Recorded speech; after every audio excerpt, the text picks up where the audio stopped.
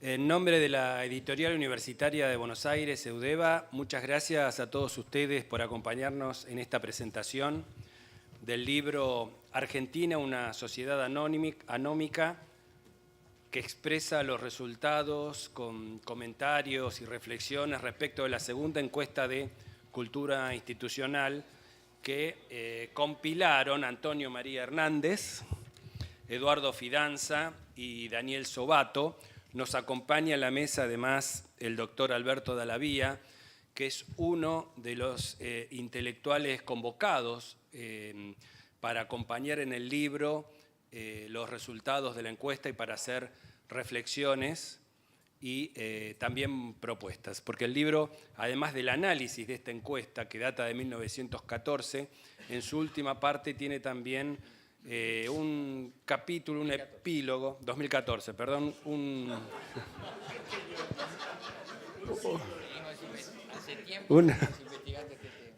epílogo con propuestas para mejorar la cultura constitucional en la Argentina. Mi función acá es solamente la de la presentación, la de representar a EUDEVA, pasar avisos como corresponde. Nosotros, además de esta edición en soporte papel, vamos a hacer también un ebook, un libro electrónico, porque desde hace ya más de 6 años EUDEVA tiene un programa que llamamos EUDEVA Digital, en donde tratamos de contribuir al desarrollo y a la innovación de los libros electrónicos y todo lo que esto conlleva, que la verdad conlleva un cambio muy importante para la industria editorial. Nosotros basamos nuestro programa digital básicamente en tres pilares. Uno es la edición de ebooks en formato como tal.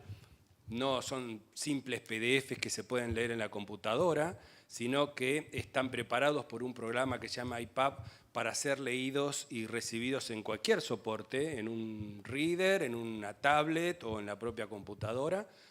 El segundo pilar es nuestro e-commerce, especialmente adaptado para la comercialización digital.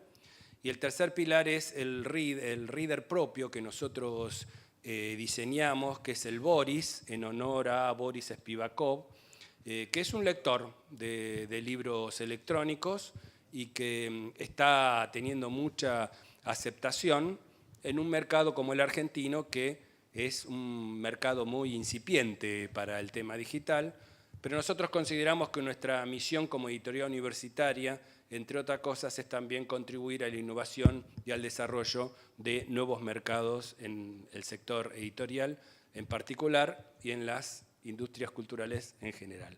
Así que bueno, muchas gracias a todos ustedes por estar acá y le paso la palabra a Eduardo Fidanza. Ninguno de los autores y de los que forman parte de la mesa para la presentación necesita ser presentado o explicado, entre comillas, por eso es que simplemente les paso la palabra. Muchas gracias. Yo quiero agradecer especialmente, en primer lugar, a la editorial EUDEVA, porque hizo un muy buen trabajo, acogió nuestra investigación y armó un buen libro que además ahora tiene todas estas continuaciones con los últimos avances de la electrónica. EUDEVA para mí, además, no es un nombre cualquiera. Yo fui, en los años 90, miembro del directorio de la editorial. Trabajamos bastante y creo que hicimos un periodo de lo que es la construcción de esta editorial de la Universidad de Buenos Aires. Y además tiene un valor afectivo para mí también la editorial EUDEVA, porque ahí conocí a la que hoy es mi mujer. Así que es un símbolo, es un nombre fuerte EUDEVA para mí. Bueno, dejemos ahora esto y pasemos un poco a lo que fue este proyecto. Alan Clutterbuck, que como ustedes saben, él dirige una organización que es la Red de Acción Política, y me dice, mira, te quiero presentar a un amigo que tiene unas inquietudes. Y me presenta al otro co-compilador, que es Daniel Sobato, que hoy no pudo estar presente. Y Daniel cuenta el proyecto y dice que le parecería bien que Poliarquía hiciera esta encuesta. Esta encuesta había tenido un antecedente en 2004, donde Daniel Sobato, junto con Antonio María Hernández, habían encargado el trabajo de campo, la investigación, la encuesta, nada menos que a Manolo Moria Araujo. Manolo es una gran persona, pero además es uno de los fundadores de la moderna opinión pública en la Argentina, junto con Edgardo Katterberg, que es el fundador de la empresa anterior a Poliarquía. Bien, en una siguiente reunión planteamos la investigación y finalmente decidimos hacerla en un esfuerzo compartido, porque como pasa en la Argentina, estas son causas interesantes, pero es difícil de conseguir los fondos. Así que lo hicimos un poco con un esfuerzo de cada uno, de mi empresa y de cada uno de los otros miembros del grupo y de la Asociación Idea Internacional, de la cual Daniel Sobato es director regional. Bueno, hicimos una encuesta de 1000 casos en las principales ciudades del país, en los principales conglomerados urbanos, y tuvimos que tener el cuidado de hacer una metodología similar a la encuesta que 10 años antes había hecho Moria Araujo, para que los resultados fueran comparables. El libro muestra la comparación de resultados y el libro confirma la hipótesis que da título a la investigación y al libro, que es la cuestión de la anomia social. Yo no me voy a referir a la anomia social porque de eso va a hablar Antonio Hernández, pero digamos que en términos generales la ley nos pone un límite.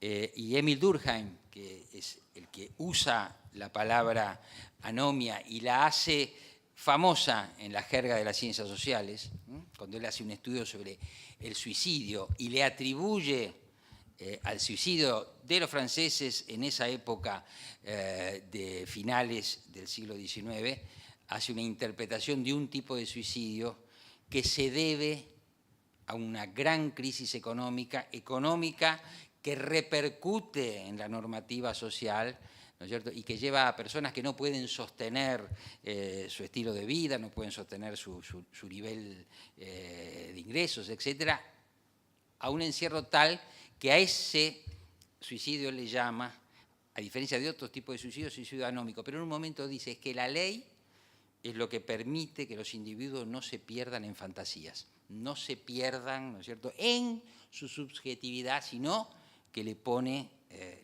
límites.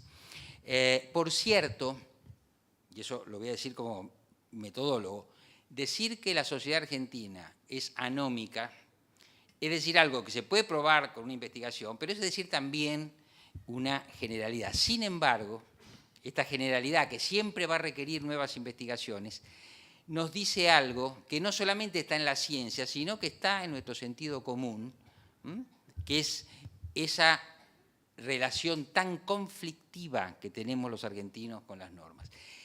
Contemporáneo a esta investigación, se dio en Buenos Aires una película, Relatos Salvajes. ¿Ustedes se acuerdan de Relatos Salvajes, que había un personaje, Bombita era, ¿no es cierto?, que iba con un fierro? Bueno, esa sensación de que otro argentino en una situación conflictiva se nos puede venir con un fierro encima, o nosotros, ¿no es cierto?, si nos sacamos, podemos ir con un fierro contra otro argentino, está explicada acá de manera cuantitativa. Y si hiciéramos un estudio cualitativo, sabríamos más de esto.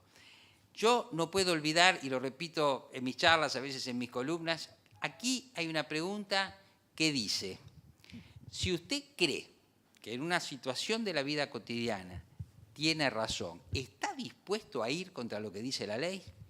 Uno tendría que pensar que, no sé, que el 3, 4, 5% de marginales sociales dicen yo voy contra la ley. Pues no. 43% de argentinos dijeron en esta encuesta, si tengo razón, voy contra la ley. Y 9% dijeron, depende de la situación. Quiere decir que al menos 1 de cada 2 de nosotros está en esta situación y en esta posición conflictiva. Ahora, claro,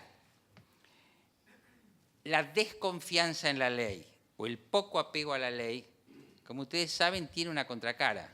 no es solamente un extravío de la subjetividad, sino que también puede leerse como una desilusión o un desapego con las instituciones, ¿cierto? Y las instituciones son creaciones históricas y dependen de la estructura de una sociedad.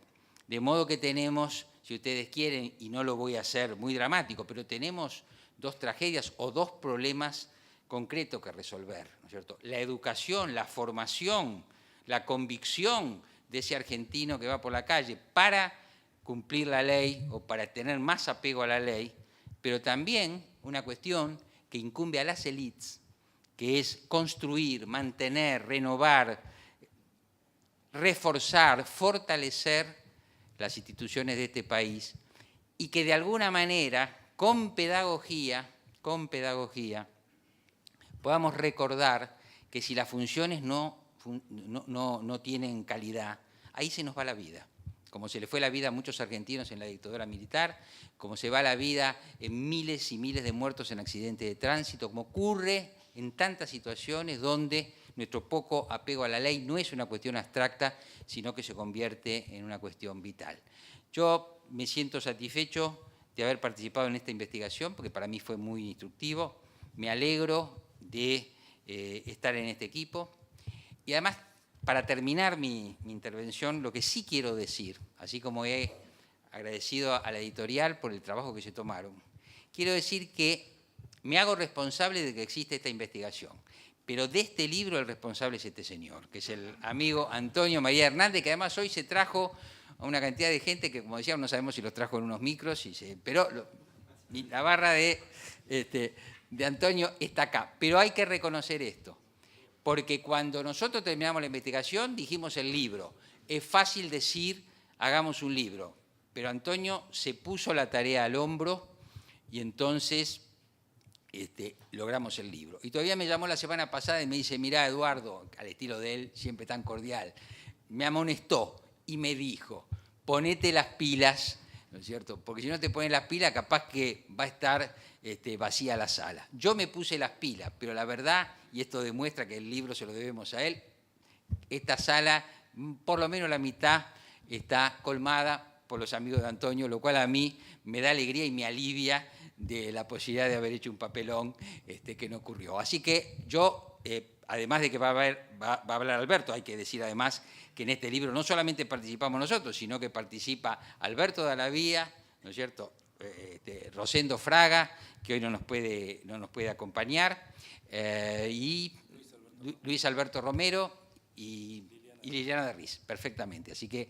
con ellos son los que nosotros elegimos para que pudieran comentar con su nivel de conocimiento y fina inteligencia esta investigación que hicimos. Así que bueno, yo creo que va a hablar Alberto, que dice que no se siente preparado, pero seguramente lo está, y después va a culminar Antonio, que seguramente va a dar la perspectiva más teórica sobre el libro. Bueno, muchas gracias.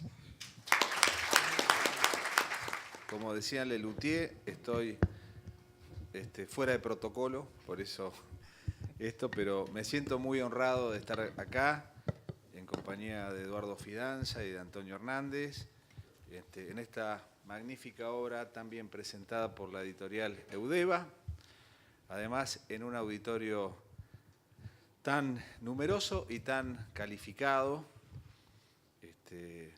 Hay acá diputados, un diputado Costa, un miembro de la Cámara de Casación, el doctor Hornos, importantes académicos, doctor Reutemann, el doctor Franza, pero quiero destacar muy especialmente que está en la sala el doctor Eduardo Menem, que fue el presidente de la Convención Constituyente de 1994.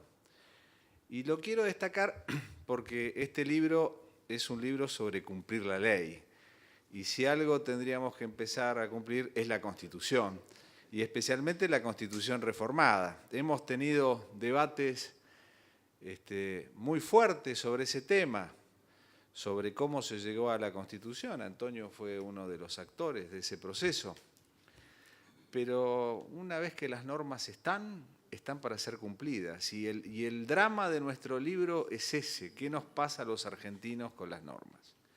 Cuando yo era chico, tuve que hacer un trabajo sobre la Constitución y vivía en Zapala, yo en Neuquén, y fui a la casa de un compañero. Y le digo, ¿tu viejo no tiene una Constitución acá en tu casa? Sí, sí, está en ese armario, pero no me la deja tocar. Claro, le dábamos valor simbólico, le dábamos valor sagrado, como la escarapela, como el himno, pero no la cumplíamos, era la época del proceso. Y lo que necesitamos es cumplirla. Los argentinos somos muy talentosos individualmente, pero tenemos problemas para actuar colectivamente. Creemos que si nos sometemos a una norma, vamos a perder parte de nuestra libertad personal, nos vamos a estar atando a algo rígido y mientras tanto perdemos el proyecto sugestivo de vida en común y lo pagamos en términos más concretos. Uno de ellos se llama seguridad jurídica y se mide en números, y se mide en pérdida de inversiones, y se miden costos. Entonces, esto no es tan formal como parece. Hablábamos de esto con mi distinguido colega en un programa de radio, aprovecho para pasar el chivo, se puede acá, ¿no? Los miércoles de 8 a 9 de la noche, en Radio Universidad de Buenos Aires, en un programa que se llama Conversaciones desde la Cátedra, que yo conduzco, hablamos de derecho constitucional para la gente. Y el miércoles pasado, el doctor Hernández hablaba de esto, porque el lunes fue 1 de mayo, el lunes anterior, y todos sabemos que es el Día del Trabajo, pero poca gente sabe que es el Día de la Constitución, sancionada por ley del Congreso, ordenando que el Consejo Nacional de Educación haga una campaña sobre esto que no se ha hecho, y es el Día de la Constitución porque ese día, 1 de mayo de 1853, se sancionó. Después fue promulgada por Urquiza el 25 de mayo y jurada por los pueblos el 9 de julio. Y allí, en un atrio de una iglesia de Catamarca, Fray Mamerto Esquiú, el orador de la Constitución, decía aquello de «Obedeced, señores, es preferible someterse a la tiranía de la ley y no a la tiranía de los hombres». Y nosotros frecuentemente tenemos este tipo de cuestiones. Esta cuestión también tratada por los autores ya había sido tratado antes. Sobato y Hernández, con Mora y Araujo, lo habían hecho en una investigación anterior, siguiendo las viejas preocupaciones históricas de la Argentina que arrancan desde nuestros virreyes del Río de la Plata, que cuando llegaba una cédula real de España, decían, se acata pero no se cumple.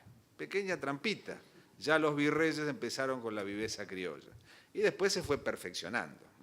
La viveza criolla nuestra tiene mucha perfección y siempre es un atajo para conseguir un trámite, para tener un amigo, para pasarse un semáforo, y en ese problema de falta de racionalidad colectiva cae la anomia boba a la cual se refería Carlos Nino, porque es poco racional colectivamente, está muy lejos de la voluntad general rusoniana porque no nos podemos poner de acuerdo nunca, es decir, siempre terminamos chocando con nosotros.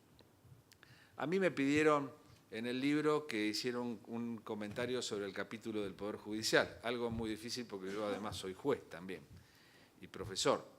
Y por supuesto, los números de la encuesta no son muy favorables para el Poder Judicial en la percepción de la gente, aunque entre la encuesta anterior y esta mejoraron un poco. Yo ya le hice algún comentario metodológico a los autores en alguna otra oportunidad, que es constructivo.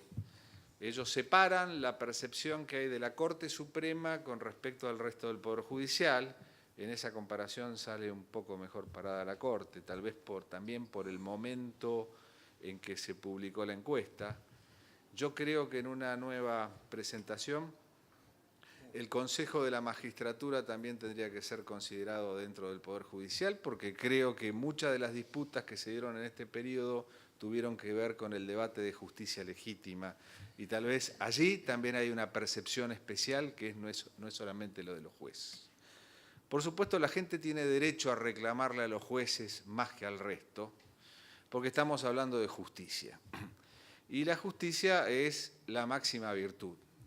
Aristóteles la consideraba la virtud cardinal, a la cual se tienen que imbricar todas las demás. Y si algo piden los pueblos es justicia. El tema es que desmenuzar esto es algo muy complejo. La gente pide justicia social y esto no lo pueden dar los jueces. Esto es justicia distributiva, diría Santo Tomás, no es conmutativa. Los jueces solamente pueden dar una solución en un caso concreto, en un expediente, y darla con verdad jurídica. Y a veces, por más fundada jurídicamente que esté, puede ser que a la sociedad no le guste y que esto cause rechazo, como nos ha pasado en estos días de la semana pasada. No, la decisión jurídica puede tener el mayor rigor técnico, pero también hace falta la visión de la sociedad. Estos desencuentros, que están también reflejados acá, tienen que ver con muchos datos que yo no los voy a dar ahora porque, como dicen ellos, no vine preparado, no los tengo memorizados. Además, así ustedes los ven en la encuesta. Pero tienen que ver con litigar contra el Estado, con la percepción que la gente tiene sobre cómo se ganan algunas causas, otras no, y en lo representativos que pueden ser. En definitiva, creo que la bondad de un estudio como esto es que contribuye a mostrarnos cómo somos. Nos permite tener un diagnóstico. Uno podrá decir, bueno, sobre la Argentina tenemos muchos diagnósticos, bueno, pero este es un diagnóstico preciso. Es como una tomografía, es como una radiografía profunda de los problemas de la sociedad. Estará en nosotros dedicarnos a ellos, apuntar a tratar de buscarles una solución o un remedio y en definitiva a ver si en un debate colectivo nos podemos decidir si realmente queremos vivir en un Estado de Derecho o no, porque si queremos vivir en un Estado de Derecho es inexorable que tenemos que someternos a la ley como expresión de la voluntad mayoritaria, y en esta voluntad mayoritaria parte del problema que tenemos es que a veces la mayoría no somos nosotros, a veces nosotros estamos en la minoría en esa opinión. Y esto es algo a lo que también nos tenemos que acostumbrar. Así que muchas gracias a los autores por invitarme a compartir este momento con ustedes, y yo creo que el éxito del libro se reflejará en la medida en que aquellas deudas pendientes que tenemos, doctor Menem, empezando por las de la reforma del 94, empiezan a cumplirse por nuestras autoridades y por nuestros ciudadanos, porque en definitiva nuestros representantes son el reflejo de nosotros mismos. Muchas gracias. Quiero agradecer muy especialmente la presencia de todos ustedes. No es fácil trasladarse en Buenos Aires, así que de todo corazón, gracias por acompañarnos. La verdad es que en los agradecimientos que tengo, voy a destacar en primer lugar a aquellos con los cuales trabajamos directamente en el libro y en esta obra. Tengo que recordar a Daniel Sobato, que no ha podido estar presente, pero que es uno de los politólogos más importantes que tiene toda América Latina. Es el director regional de IDEA para América Latina. Hay pocas personas que conocen la realidad de nuestro continente como él, y él fue la primera persona a la cual le pedí llevar adelante este proceso, que comenzó en el 2003 cuando el director de investigaciones jurídicas de la Universidad Nacional Autónoma de México y un gran jurista que se llama Diego Valadez presentó la primera encuesta de cultura constitucional para México e invitó a quienes éramos los presidentes de las asociaciones de América Latina a realizar estudios similares para que en el continente nosotros tuviésemos una respuesta interdisciplinaria sobre un problema muy grave que tenemos los latinos, los latinoamericanos, que es la relación con la ley, donde claramente se advierte una diferencia con otros pueblos del mundo y en particular con los anglosajones. De tal manera que lo recuerdo a Daniel Sobato, con el cual pudimos llevar adelante la primera encuesta. Apelamos en ese momento al doctor Manuel Mora y Araujo. No me voy a detener en esos datos, simplemente hago un relato histórico para que se comprenda que este es un estudio en verdad argentino, pero con proyección regional y continental, porque hay 4 países de América Latina que ya han hecho estas encuestas, que son México, Costa Rica, Bolivia y Argentina, con una particularidad: 3 veces ya lo ha hecho México. Es un país muy potente. Obviamente las universidades tienen grandes posibilidades para investigar. No ocurre lo propio en Argentina y por eso destaco de manera especial esta comprensión que tuvo el doctor Sobato.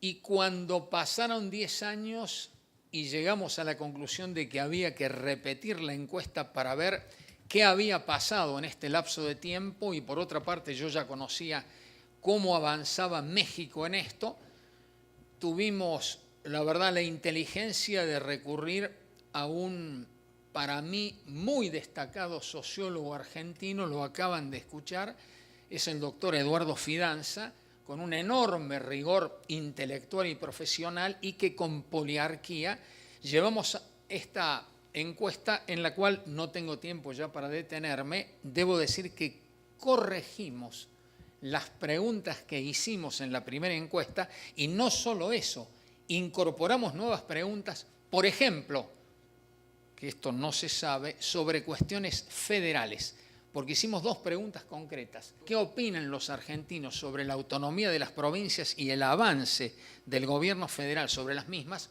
Y después, uno de los temas para mí más delicados, más complejos y para mí más trascendentes de la realidad nacional, que es preguntar sobre lo que yo considero una medida que algún día habrá que llevar adelante cuando la Argentina piense en grande, que es debatir el traslado de la capital federal, con resultados verdaderamente importantísimos, sabiendo que el 48% de los que respondieron a las encuestas son de acá, del área metropolitana de Buenos Aires. Y sin embargo, se los adelanto, porque la encuesta está llena de datos así, que son impactantes y que son una invitación para el debate, para la reflexión, para el pensamiento. Ya se van a dar cuenta. 52% de alguna manera apoyan frente a un 42% que se opone terminantemente a la idea del traslado. Sin embargo, son 52% los que apoyarían la posibilidad de un traslado de la capital. Otra de las muestras del cambio que tuvimos para llevar adelante la segunda encuesta de cultura constitucional, hecha a 10 años de la primera, fue invitar a 4 hombres que provienen de la ciencia política, del derecho y de la historia para analizar distintas cuestiones. Le pedimos a quien está aquí presente, el doctor Alberto Danavía, que haga un análisis de los datos del Poder Judicial, para mí, de los más delicados de la encuesta. Le pedimos a Liliana de Riz que analice el tema del Congreso. Le pedimos también a Luis Alberto Romero que analice particularmente el tema del Poder Ejecutivo, y a Rosendo Fraga que haga un análisis sobre la confianza en las instituciones. Y nos reservamos en el análisis principal de la encuesta la parte de sociedad y de valores al sociólogo Eduardo Fidanza, la parte de democracia e instituciones al politólogo Daniel Sobato, y la parte sobre constitución y las leyes que me reservé yo para el análisis. El libro va a terminar además, como ya se anticipó, no solo con un diagnóstico, sino con 12 propuestas concretas para tratar de cambiar lo que para nosotros ya está definitivamente probado, y es que la Argentina es una sociedad anómica, con todo lo que esto significa, y evidentemente como una lectura claramente disvaliosa de nuestra realidad, que tiene que ver con una muy débil cultura de la Constitución y de la legalidad, con una muy clara falta de confianza en las instituciones, con una democracia de baja calidad institucional y con rasgos muy severos que nos indican de que estamos ante una sociedad, por una parte, violenta y por otro lado, corrupta. Fíjense, para dar algunos datos concretos de los datos duros arrojados por la encuesta, y voy a tomar la primera parte, que es la de valores. Es muy difícil decir qué es lo más grave que tiene la encuesta, pero tal vez si a mí me preguntan lo más delicado, para mí está en la parte de valores, se lo decía Eduardo cuando veníamos recién en el taxi. El 70% de los entrevistados reconoce que en la Argentina no se distingue el bien del mal. Y para mí tal vez esto sea lo más grave de la encuesta. Y cuando alguien puede pensar que la nuestra es una elucubración intelectual de un grupo de estudiosos o de profesores, la realidad brutal de lo que acaba de pasar en Córdoba, en un partido donde estaba solo la hinchada de Belgrano y donde un delincuente le dijo a un pobre infeliz que era de Tallares, esto fue suficiente para que decenas de personas lo terminaran arrojando al vacío, y lo que no se sabe bien es que una vez caído y ya en situación de completa agonía, aún con presencia de la nula e incapaz policía de Córdoba que estaba ahí, le robaron, pues está ya todo filmado, las zapatillas, pero en ese momento cientos de personas ululantes gritaban: el que no salta es de Talleres. Esta imagen, que ha dado vuelta al mundo, nos revela, y yo lamento tener que decir la verdad como profesor, como ciudadano y como investigador, la magnitud de lo que yo hace años vengo diciendo que es parte no de la crisis argentina, sino de la decadencia argentina, que es algo completamente distinto. Porque una crisis es algo transitorio, puede ser una oportunidad, como está bien señalado. Una decadencia es un proceso mucho más largo y muy complejo. No tengo tiempo de explicar cuándo comenzó la decadencia argentina, aunque tengo posición tomada. Fue a partir del golpe de 1930, y eso ocurrió también en el ámbito del derecho constitucional y del derecho, pero me detengo solamente ahí. Confianza en las instituciones. Sin perjuicio de que después podemos conversar, me voy a detener en el tema de los culpables para los entrevistados de la violación de la Constitución y de las leyes. En ambas encuestas, primero los políticos, segundo los policías, tercero los funcionarios públicos. En la primera encuesta venían en cuarto lugar como violadores directos de la Constitución y de las leyes los jueces. Después venía en la primera encuesta el resto de la gente, es una característica argentina, no asumir las responsabilidades, y después aparecíamos en sexto lugar los abogados.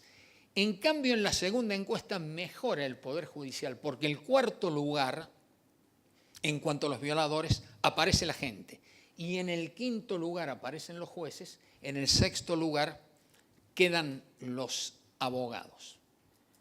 El 80% de los entrevistados reconoce que la Argentina es un país al margen de la ley, como había titulado a su libro, su testamento intelectual, Carlos Santiago Nino. El 83% de los entrevistados reconoce que los argentinos somos transgresores. Y cuando llega el tema del Poder Judicial, el 63% reconoce que no hay igualdad ante la ley. Este tanto por ciento llega al 85% de los que creen que en la Argentina los ricos y poderosos tienen una justicia distinta que los pobres. Cuando se analiza además cuál es la confianza en las instituciones, confianza media o baja para el Poder Ejecutivo, para el Congreso para el Poder Judicial, 25% los jueces, 23% el Congreso, y esto baja a sindicatos y partidos políticos que están en la última posición, lo cual nos indica la gravedad de lo que nosotros estamos analizando.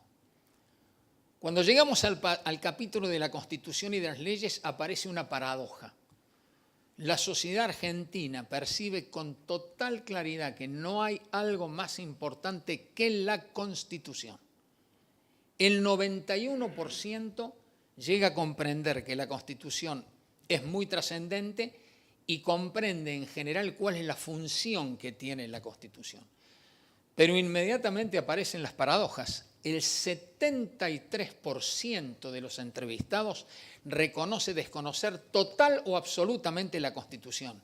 Y un 69% de los entrevistados reconoce que no se cumple con la Constitución.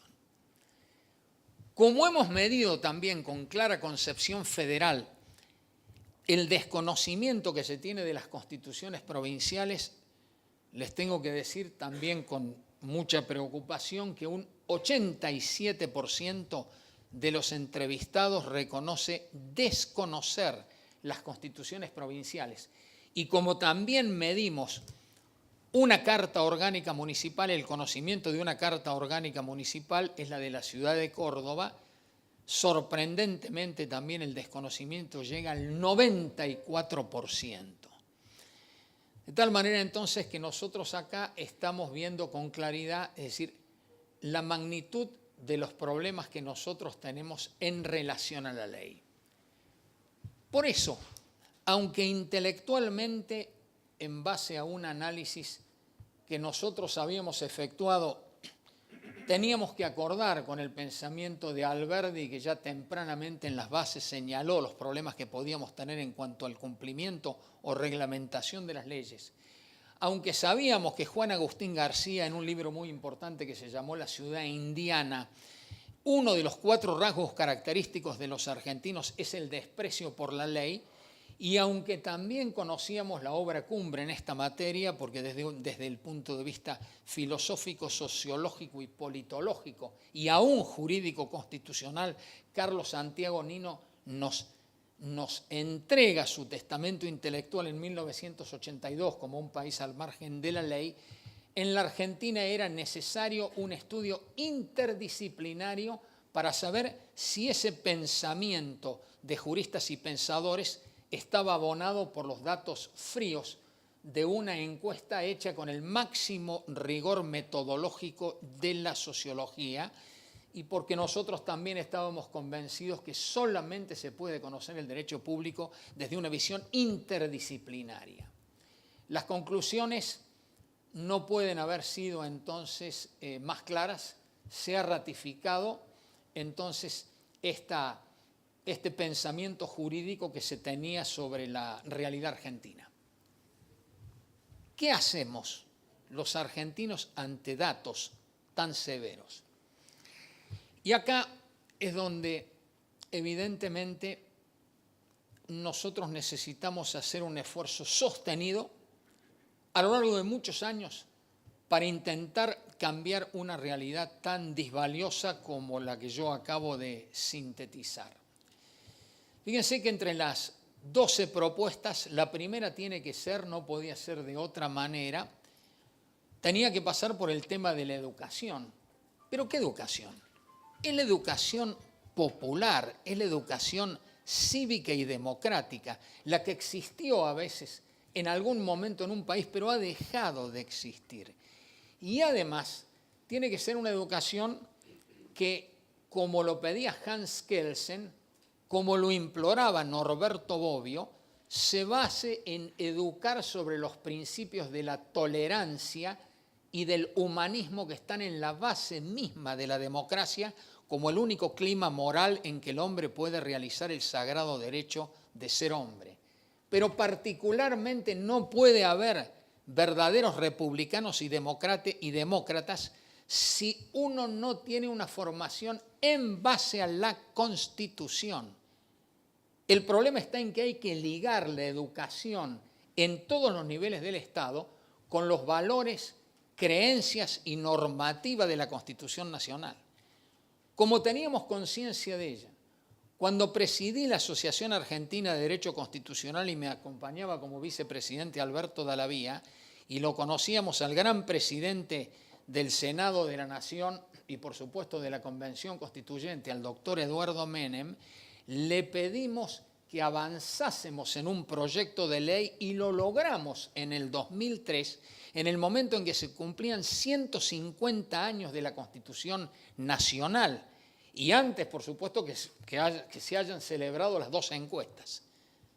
El Congreso sancionó una ley. Lo refería Dallavía, es la 25.863, cuyo artículo primero decía el 1 de mayo es el Día de la Constitución Nacional. Créase o no, por un simple decreto, cuando se hace la lista de los feriados, se omite colocar el 1 de mayo como Día de la Constitución Nacional. El artículo 2 establecía que el Consejo Federal de Educación tiene que avanzar para implementar en todos los niveles de la educación del Estado la enseñanza de los valores, de los principios y de las normas de la Constitución Nacional, que era lo que ocurría antes en la Argentina, empezando por el sagrado preámbulo, acaso redactado por dioses y no por hombres, porque es claramente superior al preámbulo de la gran Constitución norteamericana. Pero claro, nada de eso hoy se conoce, de tal manera que ustedes pueden comprender lo que ocurrió inmediatamente. Es tan anómica la sociedad argentina que jamás tuvo cumplimiento esta ley sancionada con altísimo grado de consenso por parte del Congreso. Lo que caracteriza a la Argentina es eso, son las violaciones constitucionales y legales. Entonces, a veces hay periodistas que me preguntan, profesor, doctor, pero claro, las violaciones de la Constitución, señálelo, serán 2 o 3 artículos. ¿Cómo? Las violaciones de la Constitución comienzan en el preámbulo, siguen por la primera parte, que es la parte dogmática de la Constitución, donde hay severas violaciones de derechos civiles, severas violaciones de derechos políticos, severas violaciones de derechos económicos, sociales y culturales, o qué significa la pobreza del 32%, que es un escándalo moral que soporta la sociedad argentina en uno de los países potencialmente más ricos del mundo. ¿Y quieren que vayamos a la parte orgánica? Cuando celebramos 20 años de la gran reforma constitucional de 1994 y lideramos un trabajo con Alberto García Lema, me tocó hacer un análisis de las normas no sancionadas por el Congreso de la Nación y llegué a 20 normas, es decir, en este momento falta la sanción de 20 normas, con lo cual no hay ninguna duda que la reforma del 94, la reforma más legítima y más importante de toda la historia argentina, es una reforma incumplida, una reforma sistemáticamente violada y obviamente donde el primer violador, créase o no, fue el Congreso de la Nación. El segundo violador fue la Corte Suprema de Justicia de la Nación. Escribí muy tempranamente el caso Fait y sus implicancias constitucionales en el 2001 y recién ahora la Corte Suprema, en este caso Schifrin reciente, acaba de, claro, aplicar lisa y llanamente la letra y el espíritu de la Constitución Nacional. Es decir, acabo de presentar otro libro en la Feria del Libro, era el tema de la Ciudad Autónoma de Buenos Aires y el fortalecimiento del federalismo argentino. No hace falta que les diga que está mutilada la autonomía plena de la ciudad de Buenos Aires, porque obviamente todos nosotros tenemos que pagar, por ejemplo, pagábamos hasta hace muy poco, fue un avance en materia federal de este gobierno, 19.500 policías federales, que tenían que ser, por supuesto, tenían que estar a cargo de la Ciudad Autónoma de Buenos Aires, como lo ordena claramente el artículo 129 de la Constitución. Pues bien, todavía tenemos un enorme debate por el traslado de lo que se llama la ex Justicia Nacional, donde, como lo dije, nunca fueron jueces federales esos de la Justicia Nacional. No lo son ahora, nunca lo van a hacer, podrán obtener en algún momento, y es el peor servicio que se le ha hecho a un gran constituyente y un gran político argentino que fue Antonio Cafiero, pero una ley groseramente inconstitucional que lleve su nombre, es el peor homenaje que le podemos hacer a la memoria de un gran constituyente como fue Antonio Cafiero. Así que, en definitiva, no vale la pena que siga haciendo este análisis. Hay anomia. La anomia significa una débil cultura de la Constitución y de la legalidad. El término vino desde la sociología del derecho, lo relató muy bien en la sociología de Emile Durkheim y toda la sociología norteamericana, y ahora uno de los temas centrales de la sociología lo trae de la sociología del derecho Carlos Santiago Nino. Por eso, en homenaje a Nino, decimos Argentina, sociedad anómica. Y por supuesto, son 12 medidas. No puedo detenerme en todas. Puedo mencionar alguna más. Menos mal que está el Parque de la Constitución en Santa Fe. El gran modelo es el Centro Nacional de la Constitución de Filadelfia de los Estados Unidos, donde con la más moderna pedagogía le enseñás a los jóvenes lo que significa una living constitution, o sea, una constitución viviente, para incorporar la Constitución a la vida diaria de cualquier ciudadano, porque la Constitución es el arca sagrada de nuestras libertades y es, por cierto, el proyecto político por antonomasia de los argentinos.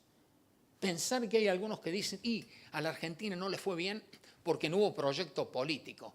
Claro, la torpeza puede llegar a esos niveles. El proyecto político de los argentinos, construido a través de muchos años, con enorme sacrificio, con luchas, con derramamiento de sangre y, por supuesto, con una enorme inteligencia para llegar a consensos políticos, nos dio una de las constituciones más modernas y avanzadas que tiene el mundo, que es la hoy Constitución vigente de los argentinos. Hay que entender que la Argentina debe cambiar. Nosotros no podemos estar en este grado de decadencia. Tenemos que entender que no cumplir la ley significa decir que lo que rige es la ley del más fuerte o la ley de la selva. No hay ninguna duda que no hay ninguna posibilidad ni de plena vigencia de los derechos humanos, ni de desarrollo económico, ni de seriedad elemental en el concierto de las naciones, si no hay un estricto cumplimiento de la Constitución y de las leyes. Por supuesto que sería muy importante para un proceso de cambio que haya una actitud ejemplar por parte de la dirigencia. Lo que pasa es que, desgraciadamente, nos están faltando ejemplos de ética republicana. Y por supuesto que hay que exigir un buen cumplimiento de las instituciones. Fíjense, yo vengo de dar una conferencia en Brasilia, invitado por el Comité de Ética de la Presidencia de la República del Brasil.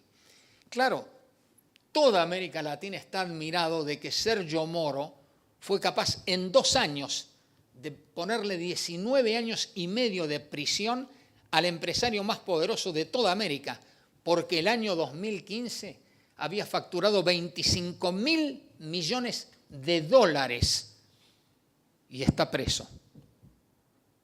El promedio de una causa por corrupción en la Argentina es de 14 años. La Argentina no tiene ninguna otra posibilidad que cambiar. Lo que surge del estudio es que el cambio profundo está íntimamente ligado al cumplimiento de la Constitución y de las leyes. Nada más.